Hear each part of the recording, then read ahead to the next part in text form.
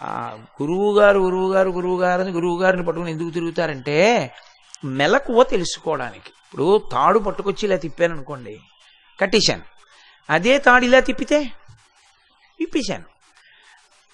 ఒకవైపు తిప్పితే కట్టేశాను, ఓ వైపు తిప్పితే విప్పేశాను. తెలియక అలాగే తిప్పేస్తే ఇంకా కట్లు పడిపోతాయి. ఎటు తిప్పుతున్నావు, ఎందుకు తిప్పుతున్నావు, ఏ ప్రయోజనానికి తిప్పుతున్నావు? కట్టవలసి వస్తే ఒకవైపు తిప్పాలి, విప్పవలసి వస్తే ఓవైపు తిప్పాలి. ఎందుకు ఎలా తిప్పాలో తెలుసుకోవాలి. అది మెలకువ. దీనికి అంతటికీ పాదు ఎక్కడుంటుందంటే ధర్మమునందు ఉంటుంది. అందుకని వేదంలో కర్మకాండ అంత రావడానికి, ఆచారకాండ రావడానికి కారణం అది. ఆచారకాండ అంతటి చేత ఏం చేస్తారంటే దీన్ని జాగ్రత్త చేస్తారు. నువ్వు ఎలా పడితే అలా ఉండకూడదు సుమా అని దీనికి పరాకు చెప్తారు. దీనికి ఓ మడిబట్ట కట్టారనుకోండి, కడితే ఇది ఏ పనులు పడితే ఆ పనులు చేయకూడదు, ఏవో పడితే ముట్టుకోకూడదు, ఇప్పుడు నేను కొంతసేపు భగవంతుని విషయంలో శ్రద్ధతో ఉండాలి అని తెలుస్తుంది. అలా మీరు కట్టుకోలేదనుకోండి, ఎప్పుడు ఎలా ఉన్నారో అలాగే ఉంటుంది. అందుకని దీన్ని సంస్కరించడానికి మొదట్లో ఏం చేస్తారంటే ఆచారకాండని ప్రయోగం చేస్తారు. ఇది ఒక స్థాయికి వెళ్ళిపోయాడు అనుకోండి, ఇక అప్పుడు ఆయనకి ఆచారకాండతో సంబంధం ఏముండదు. ఆయనకి అగ్నిహోత్రంగా నిలబడిపోతాడు. అగ్నికి బట్ట ఎలా కడతారు మీరు? అగ్నికి బట్ట కట్టడం ఇంకా సాధ్యం కాదు. అందుకే లాగడం ప్రధానం కాదు, ఎటు లాగుతున్నావు అన్నది ప్రధానం. ఇప్పుడు ఒక వ్యక్తి ఉన్నాడు, పైకి లాగారు పైకి వస్తాడు, కిందకి లాగారు కిందకెడతాడు. నేను లాగాను కదండి అంటే ఎటు లాగావు అది ప్రధానం. లాగడం ప్రధానం కాదు, ఎటు లాగేవు ప్రధానం. తిప్పడం ప్రధానం కాదు, ఎటు తిప్పావు ప్రధానం. అది ధర్మం. ధ్రియతేవా జనైరితి ధర్మం. ఎవడు పట్టుకున్నాడో, ఎవడు అనుష్ఠిస్తున్నాడో అది ధర్మము.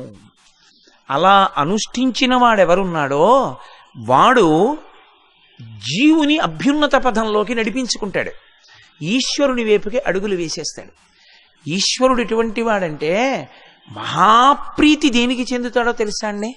నాదేముంది స్వామి అన్నవాడికి ప్రీతి చెందాడు. నేనే కదా స్వామి చేశాను అన్నవాడిని చూసి అసహించుకుంటాడు. ఎందుకో తెలుసా అండి? అసలు మనం చేయడానికి మనది అన్నది ఏముంది? అసలు నేను చేస్తున్నాను అన్నప్పుడు దీన్ని చూపించాలి. దీన్ని చూపించడానికి, దీన్ని తయారు చేయడానికి దీనిలో ఉన్న ఏ మూల పదార్థాన్ని నేను తీసుకొచ్చి పెట్టుకున్నాను మీరు చెప్పండి.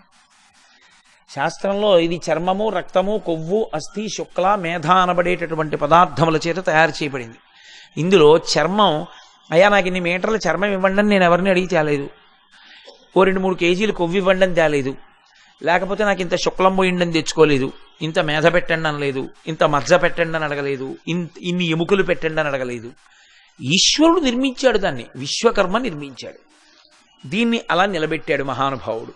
కాబట్టి ఇది కూడా అయిందే. ఇది పటకార, ఇది పట్టబడుతోంది పైన వాడి చేత పట్టబడింది అన్న భావనతో ఎంత నన్ను అనుగ్రహించావయా మహానుభావా, నువ్వు పైన పట్టుకుని నా చేత ఇంత మంచి పని చేయిస్తున్నావా, సర్వేశ్వర చేయించిన నీకు కృతజ్ఞుణ్ణి అన్నారనుకోండి, ఆయన కౌగిలించుకుంటాడు.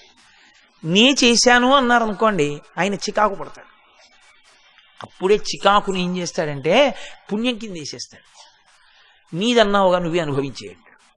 అది ఏమైపోతుందంటే అనుభవంలో పోతుంది మళ్ళీ.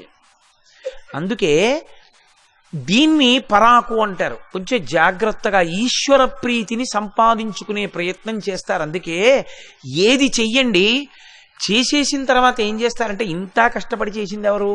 నేను చెయ్యాలని మొదలుపెట్టి సంకల్పం చేసి చేశానని చేశాడు. ఆఖరిని ఏం చేస్తాడు?